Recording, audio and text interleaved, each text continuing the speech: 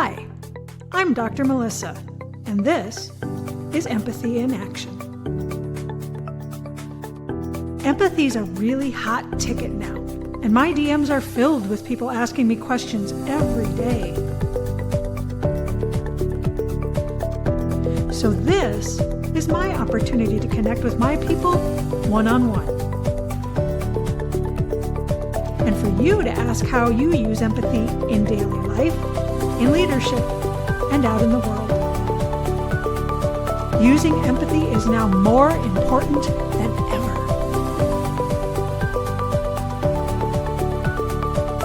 So let's talk.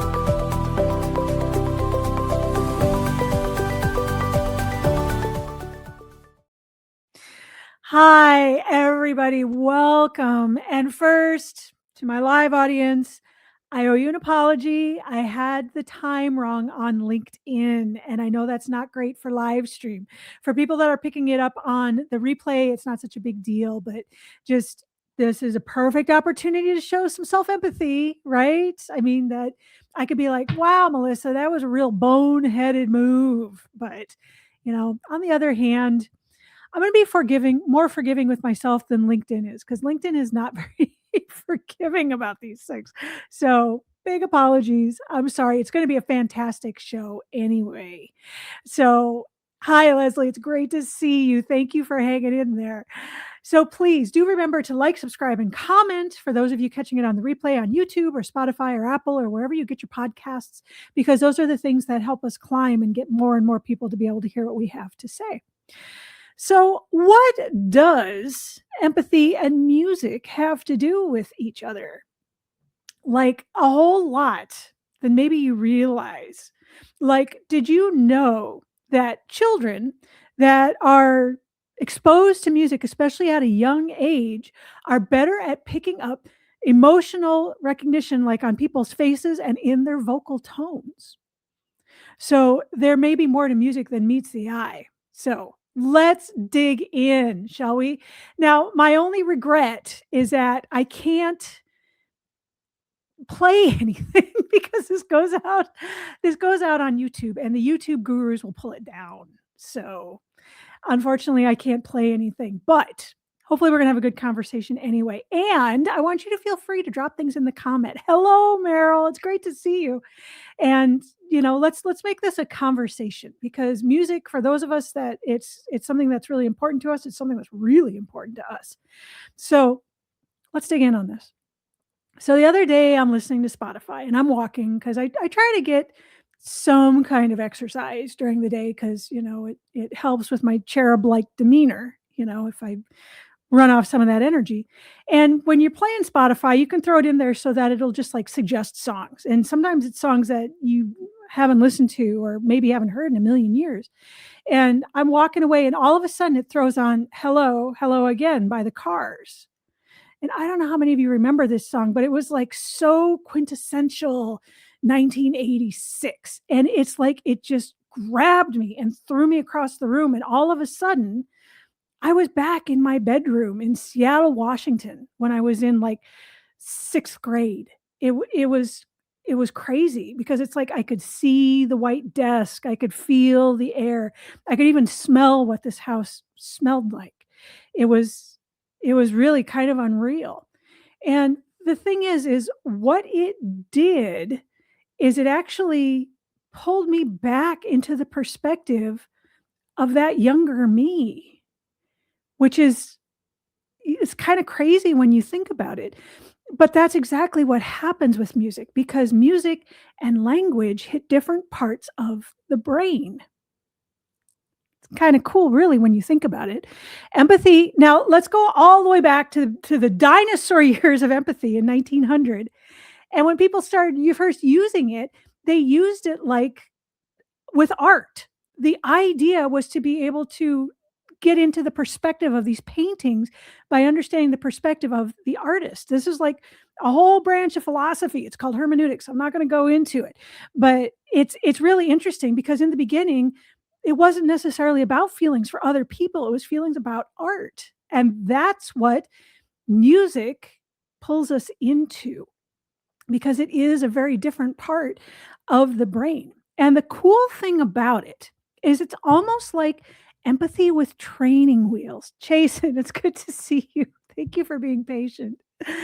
When you think about it, looking at art or listening to music, it really is empathy with training wheels because you get the opportunity to be vulnerable and be open to these different things without anybody watching. It isn't between people, it's within your own head, which is why these things are so personal. I mean, I'm sure that if I mention songs that mean something to me, the audience is gonna be either be like, "Yeah, it didn't really do anything for me," or be like, "What is that? I don't even know what that is." So, it really does allow us to kind of train ourselves in this empathy thing. That's why these studies have shown that children that are actually raised around music approach feelings and empathy completely different. Because one of the things that turns people off about empathy is the vulnerability, and it's scary, to be open to somebody else, but it's also the thing that makes empathy like so special and what allows us to tap into things like music. So, what is something that musicians really know about music? We use it to tap into people's empathy on purpose. That's why you have soundtrack music that sounds like it does. That's why TV shows and commercials will put in, certain rock songs or whatever because they're supposed to make you feel a certain way. Our brains work through language and sounds in two different ways. So that's why there's people, and so stop for a moment and think about this. Think about which one you are. There's three kinds of people when it comes to this. There's people that tap into the lyrics of a song. They're into the language center. There's people that tap into the sounds in the song, the music, and there's people that can do both. Like, for instance, my mom never heard a single word. I mean, she didn't I could have been listening to, I don't know, Sex Dwarf by Soft Cell, and I don't think she would have ever heard the lyrics, and yes, that's a song, and no, I wouldn't recommend it necessarily, but she wouldn't have ever heard the words. As long as it had a bang and beat, she was all over it. On the other hand, anything with screaming guitar was pretty much outlawed in my house because the sounds just were too much for her. She couldn't handle it. My dad, on the other hand, heard everything. So, we approach music differently, and you can stop and think about it and be like, "Oh, which one am I? I don't know. Do I like, soundtrack music that doesn't necessarily have words? Do I like the words? Do I sing along with it? Do I not?" That kind of thing.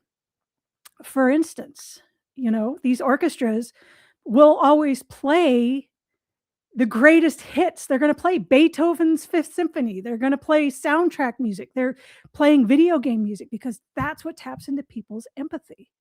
That's what people connect to. That's what they wanna hear, So that's why they do that.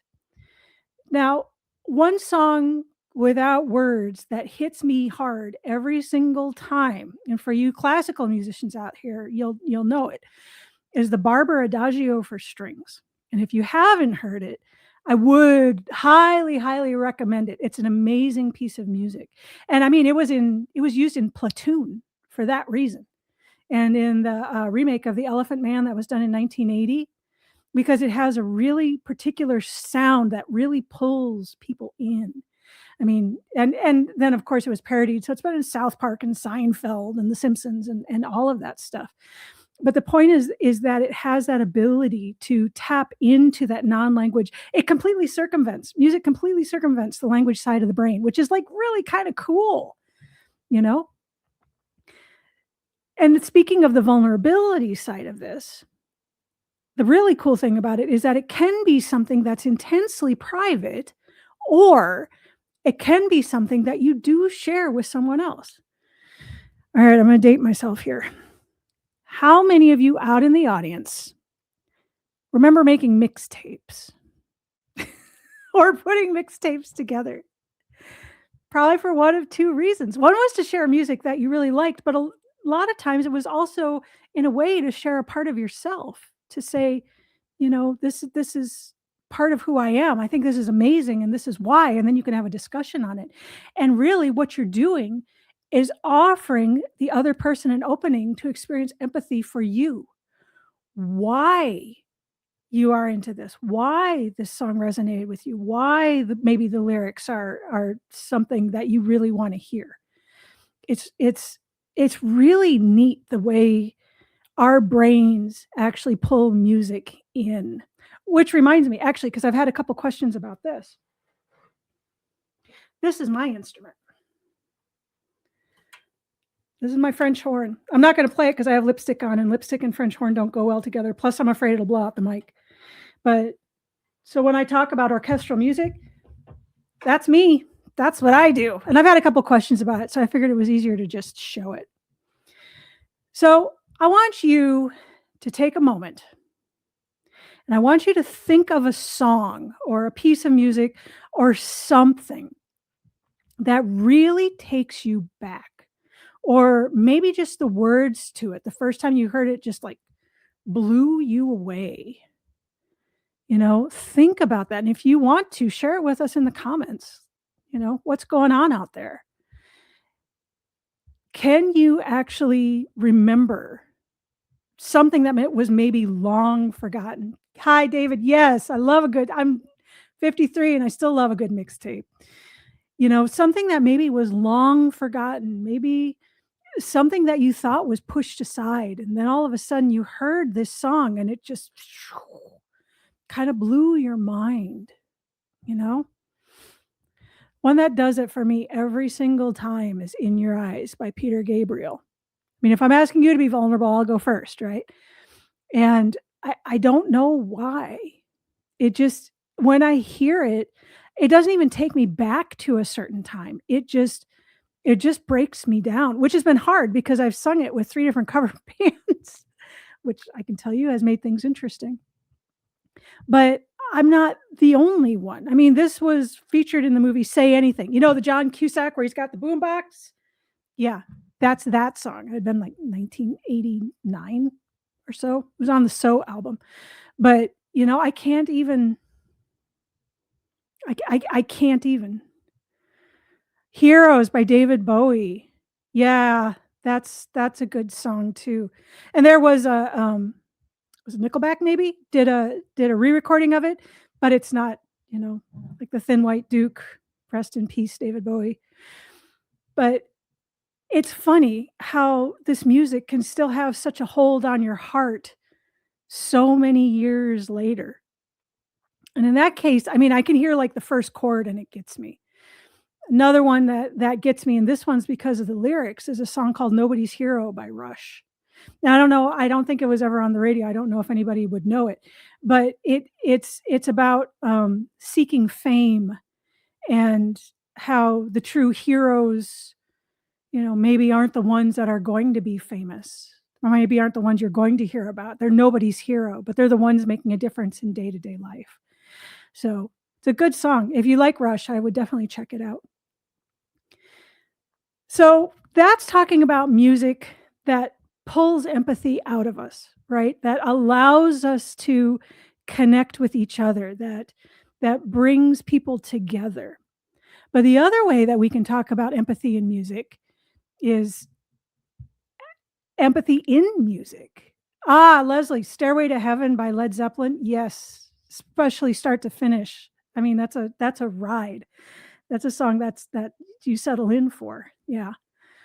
But I mean, a lot of these artists, and they are artists, do record songs about empathy, about reaching out to other people, about being connected in society. And one that I think of a lot, actually, when I think about this, or one that came to my mind right away, was Howard Jones. I don't know how many of you guys remember him, but he was such a quintessential artist. I've seen him like 3 or 4 times now, just because I think he's amazing. And I remember we went to this Retro Futura concert, and it's kind of cool because what he would do, it was his concerts, but he'd like pull in all these acts from the 80s. So there was like Katrina from Katrina and the Waves and China Crisis. And he brought out Tom Brown, who used to be in the Thompson Twins. And he was married to Alana, I don't know her name, who was also in the Thompson Twins. And if you remember, there was 3 of them in the Thompson Twins. But Tom Brown was up there by himself.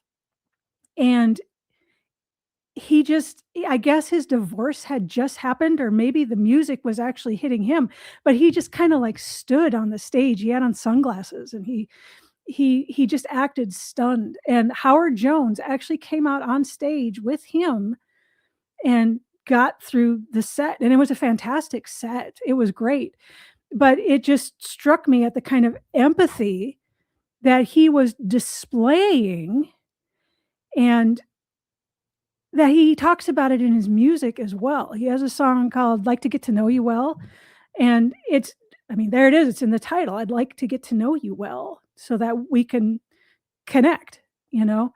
Or the other one, "Things Can Only Get Better." Do you feel scared? I do. Yeah. I mean, he's actually reaching out with his empathy through his music, and I always thought that was super cool. You know, he's actually trying to connect with people on that level.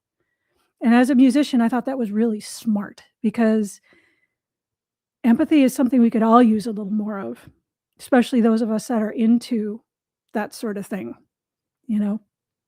A couple other songs that I came up with, and granted, these are kind of the stuff I listen to, so throw more into the chat. But, like, Depeche Mode, "People Are People," right? I mean, people are people, why can't we get along? What's the problem? I'm trying to see it from your point of view, why don't you try to see it from mine? Cyndi Lauper, "True Colors." And then for those that are a little bit older, this is more my parents' generation, but "Bridge Over Troubled Water" by Simon& and Garfunkel. I mean, like a bridge over troubled water, I will lay me down, about actually reaching out for someone. I thought that was pretty amazing. Just kinda looking back at this stuff with a little different eye, and looking at the 2 different ways empathy really worked. Because there's the empathy within ourselves that pull us into certain songs, and there's the empathy from the music, which actually really wants to, connect the artist to us through the music. So before I close this up, one thing I wanna point out that I think we need to remember is that any change starts with yourself, right? We talk about how you have to be the change you want to see in the world. And I've been getting more and more DMs from people talking about how hard it can be to show empathy in a world where you feel like you're just getting knocked down, you're getting your teeth knocked in.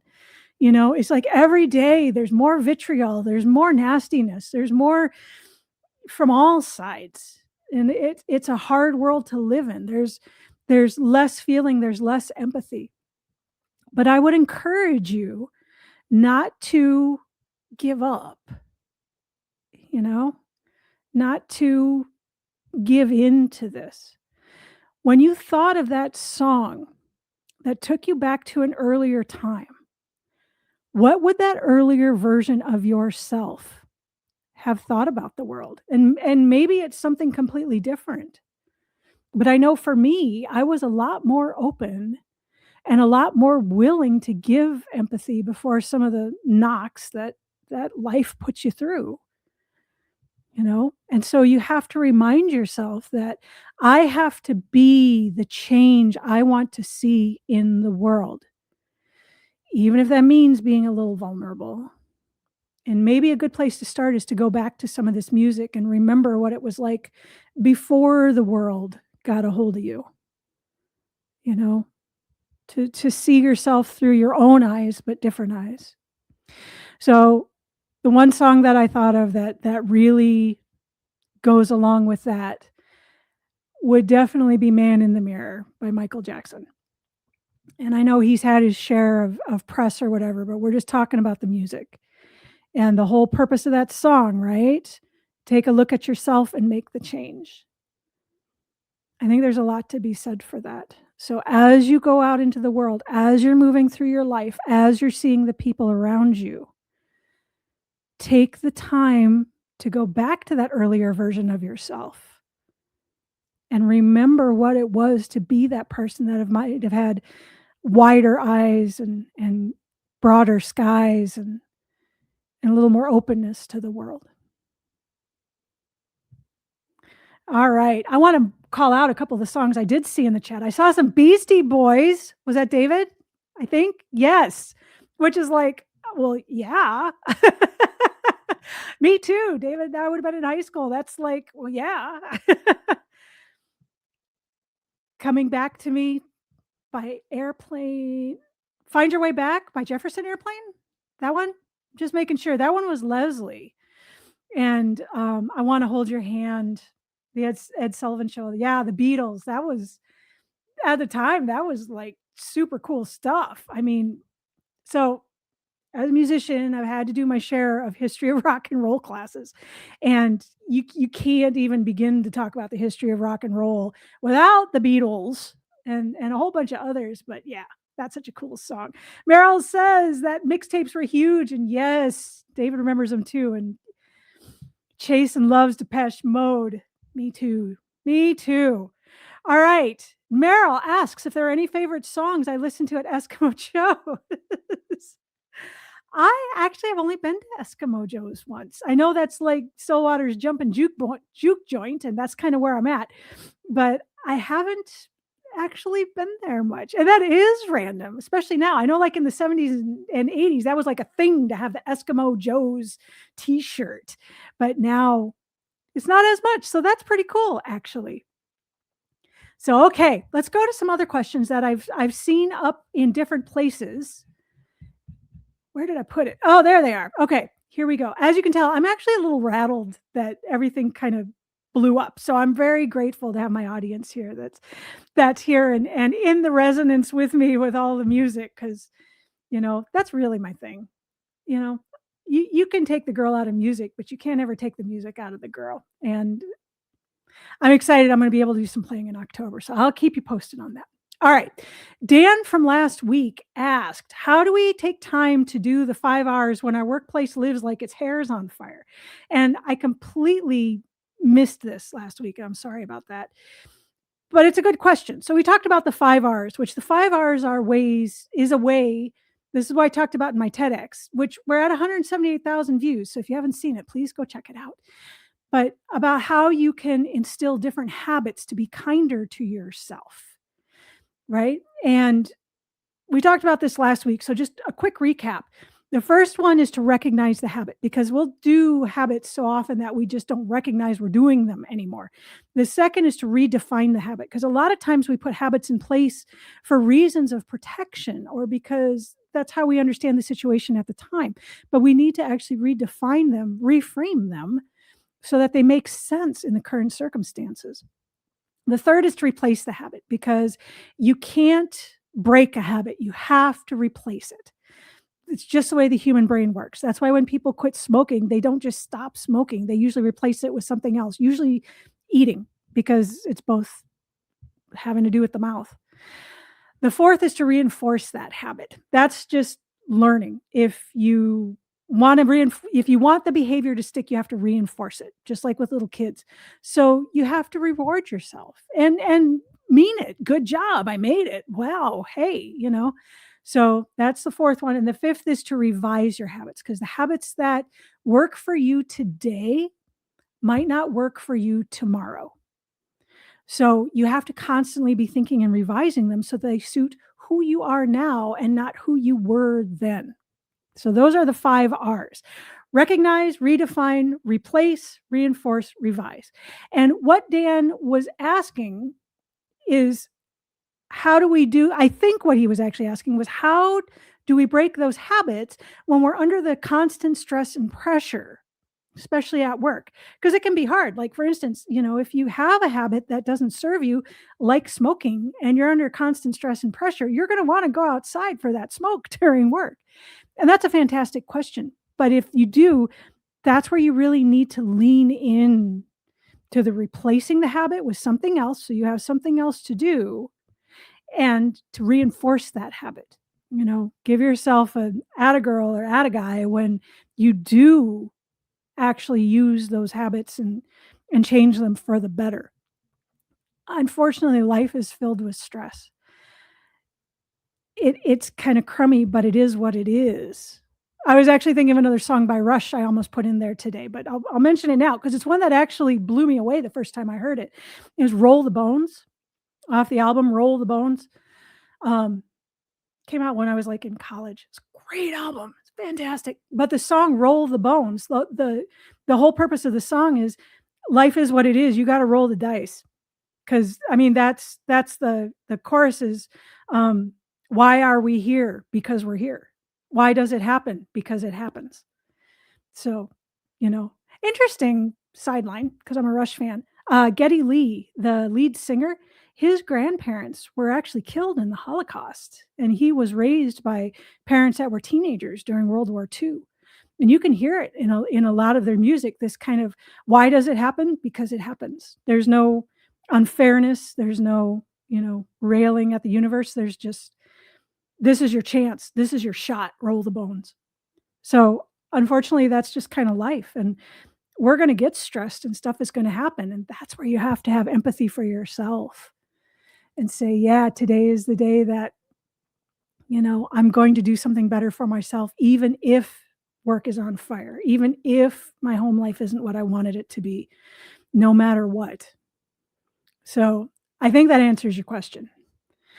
All right. This one came off of the TEDx, and I think it's a really good one. So I'm a little stuck on empathy and judgment not being able to exist in the same place. Because we talk about that, right? Empathy and judgment can't exist in the same place. You can be critical, but you can't have judgment. And I'll break that down a little bit. I get the point, but I know I have felt empathy for someone and in that moment had thoughts about the actions they took that led them to where they were all at the same time. So does that mean my empathy for them is fake? Or is it just when we are having empathy for ourselves that we can't judge at the same time? That's a fantastic question. And I think where the divide is, if you are having empathy for somebody, and this somebody is someone who has made some bad decisions, who, maybe has run headlong down the track, and there was nothing you could do about it. You couldn't talk them out of it. You couldn't say, "Don't do that," and maybe you have empathy for them, and that's, kind of what you're doing, but you can do that and understand the situation without judging it. Here's the difference. Understanding the situation says, yes, I see that you did this. Yes, I see that you took that job because you thought it would be easy, even though everybody told you not to. I see you got into that relationship. I see that you were doing some substances and you were doing them way too hard. You can do that, but you don't put on the end of it, and that makes you X. Right? I can see that you got into some substances and that makes you lazy. I don't know. I can see, Melissa, that you completely nerfed getting your LinkedIn live scheduled at the right time, and that makes you a real bonehead. The judgment is in that last part. I misscheduled the LinkedIn live. That's a fact.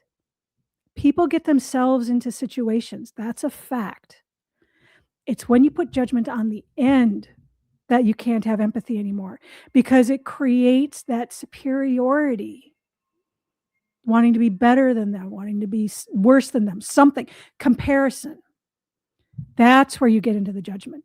So you can be with somebody and have empathy for them for whatever happened. You just can't say that it makes them X. You're just in the moment with them. That's what empathy really is. I'm looking, I've got 1 minute. Can I do one more? I can do one more. Here we go. How do you stay empathetic towards someone when you are also holding them accountable? Oh, you should be more empathetic to them if you are holding them accountable. Because empathy doesn't mean you're being nice, right? That's why I can answer this one quickly because I know we just did a show kind of about this. Because you're not being nice. You're still holding them accountable because you're being kind. You want them to achieve. You want them to be the best they can be. You want the best outcome for everybody else around them. Being accountable sometimes isn't just to one person or to themselves. Sometimes it's like everybody. So that's how you stay empathetic. because you know you're actually doing the best thing for them. You're taking their perspective and helping them grow into the better version of themselves. So if you're holding someone accountable, you should be even more empathetic so that you can understand exactly what their position is and still hold them accountable. It's not always easy to do. Ladies and gentlemen, we just killed yet another half an hour. I can't believe it. But thank you so much for being here with me tonight. Thank you for everybody who's listening on the replay. I hope you get some joy out of some of these songs that we talked about, because whatever it is, most of us do have something, some song, some tune, some melody, some lyric that when we hear it really takes us somewhere else. And it allows us to see a perspective that we hadn't seen before. And really, at the core, that's empathy. I hope you had half as much fun as I did. Check out The Man in the Mirror, and we will see you next week. Want to know more? Connect with me here on LinkedIn. Or follow this QR code to my website, where you can find my newsletter, my blog, my talks, and all things emotional intelligence and empathy.